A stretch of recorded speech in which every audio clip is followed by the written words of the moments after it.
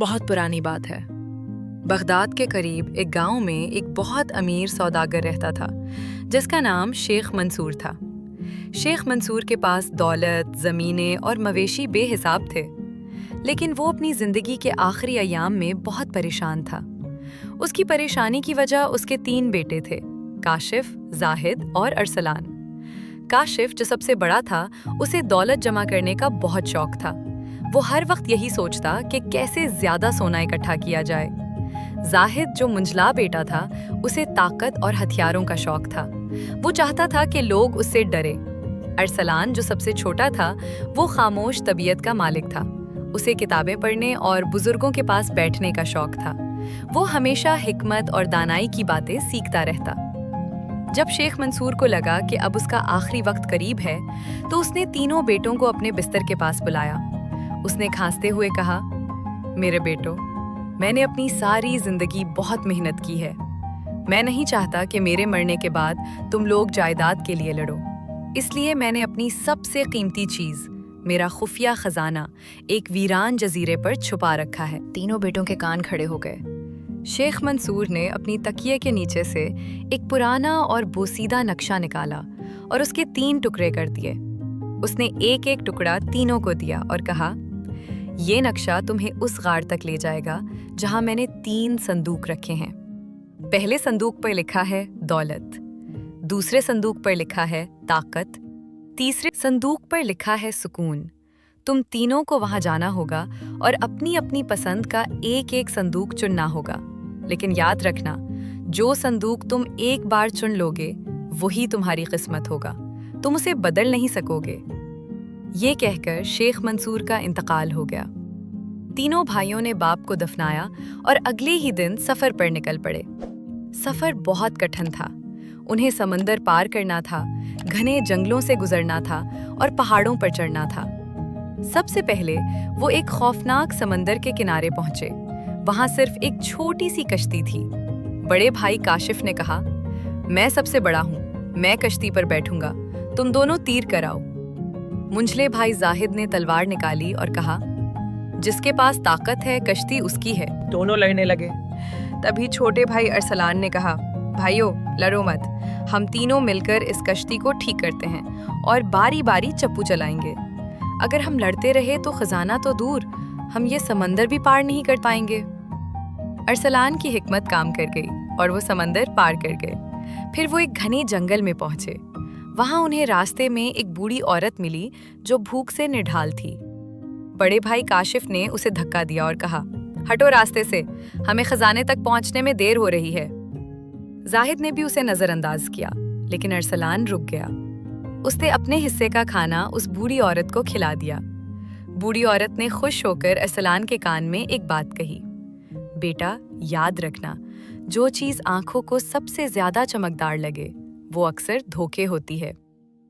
आखिरकार कई दिनों की मुशक्कत के बाद वो उस गार तक पहुंच गए जिसका जिक्र उनके बाप ने किया था। गार के अंदर अंधेरा था, लेकिन मशल की रोशनी में उन्हें 3 बड़े बड़े संदूक नजर आए। पहला संदूक खालिस सोने का बना हुआ था और हीरों से चमक रहा था। उस पर लिखा था दौलत। दूसरा संदूक लोहे का था और बहुत मजबूत लग रहा था। उस पर लिखा था ताकत। तीसरा संदूक पुरानी लकड़ी का था और उस पर धूल जमी हुई थी। उस पर लिखा था सुकून। बड़े भाई काशिफ की आंखें सोने का संदूक देखकर फट्टी की फट्टी रह गईं। वो चीखा, ये दौलत मेरी है, मैं उसे ही लूंगा। उसने भागकर सोने के संदूक को पकड़ लिया। मुंझले भाई जाहिद ने लोहे का संदूक चुना और कहा, इस दुनिया में ताकत से बढ़कर कुछ नहीं, इसमें जरूर जादुई हथियार होंगे। अब बचा लकड़ी का पुराना संदूक। बड़े भाइयों ने अरसलान का मजाक उड़ाया, बेचारा अरसलान, तेरे हिस्से में ये कबाड़ आया है। अरसलान मुस्कुराया। उसे उस बूढ़ी औरत की बात याद थी कि चमकती चीज धोखा होती है। उसने इत्मीनान से लकड़ी का संदूक चुन लिया। अब वक्त था संदूक खोलने का। सबसे पहले काशिफ ने लालच में आकर सोने का संदूक खोला। जैसे ही ढक्कन हटा, अंदर से खजाने के बजाय हजारों जहरीले बिच्छू और सांप निकल आए। काशिफ खौफ से चीखा और पीछे हट गया। वो संदूक सिर्फ ऊपर से सोने का था, अंदर से वो मौत का घर था। फिर जाहिद ने जोश में आकर लोहे का संदूक खोला। उसे उम्मीद थी कि अंदर तलवारें होंगी, लेकिन जैसे ही संदूक खुला, उसमें से सिर्फ राख और धुआं निकला। धुएं से उसका दम घुटने लगा। ताकत का अंजाम सिर्फ तबाही निकला। दोनों भाई रोते हुए अरसलान की तरफ देखने लगे। उन्होंने सोचा कि अरसलान के संदूक में तो यकीनन मिट्टी होगी। अरसलान ने बिस्मिल्लाह पढ़कर वो पुराना लकड़ी का संदूक खोला।